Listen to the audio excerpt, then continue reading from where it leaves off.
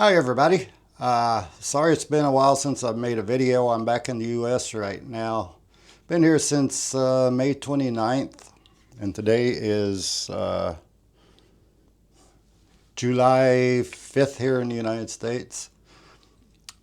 So anyway, I've been kind of busy, haven't got to make any videos. The room at the house is pretty much finished, just paint needs painting. When I get time I can give some updates on how that went. But what I've been occupied with here is in April, we had some very bad flooding up here in this part of Michigan. And it flooded my basement, and it took out my furnace. It soaked a bunch of stuff. We had Christmas stuff stored down here. It was in totes, but everything got wet, ruined a lot of stuff. Took out the water heater valve. I had to replace that. So the furnace is going to have to be replaced. So I'm show you what I'm going to have to do here. Okay, we went through. This was all full of totes and stuff down here, and we finally got it all cleaned out. I've been cleaning for weeks, it seems like. The freezer over there used to sit over here on pallets. It had floated and landed here by the furnace in the floor on its back with the lid open. There was nothing in it, thankfully. But the furnace, water got up in at least this high. Well, I can show you the level the water was.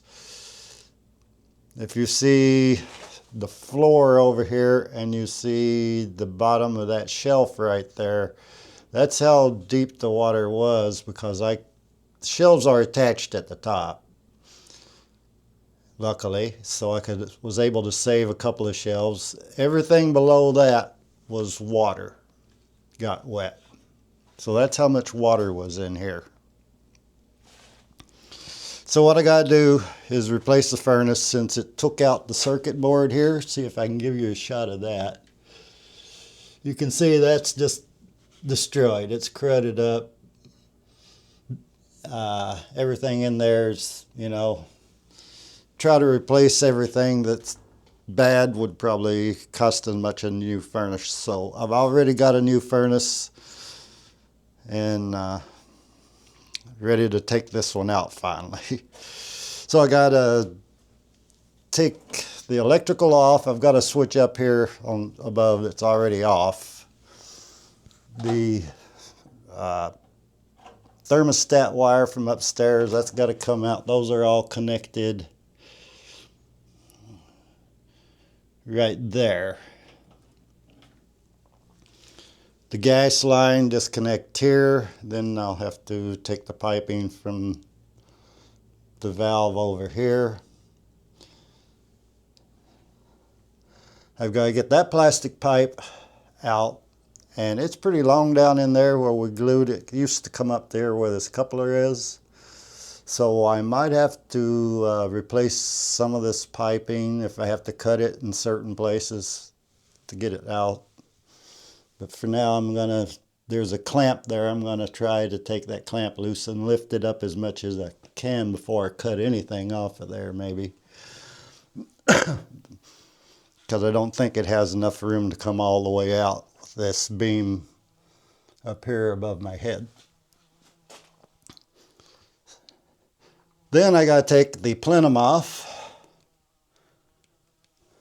There's one outlet here, and I have two outlets on this side, and this plenum will not fit the new furnace that I bought, so I'll have to replace that as well. And it comes in kits. You pretty much have to cut it the size you need it and put it in. Okay, it's been quite a while since I started this video. I have the furnace disconnected, removed, and out of the basement. You can see where it was sitting there, the pipe there. The spot on the floor where it was still had water in it and actually got the floor wet there. But I ended up getting it out of the basement all by myself. So I'm wondering if anybody can figure out how I ended up getting that furnace out of this basement with those stairs all by myself. Put it in the comments. I can't give you anything, but you'll have the pleasure of knowing, hey, I'm smart enough to figure that out. So anyway, I'll make a new video when the new furnace is in. It's going to be a little while. I'm going to have to get help because I cannot bring that in, the new one in, the same way I took the old one out. So let me know. Thanks for watching. Have a good one. Bye, y'all.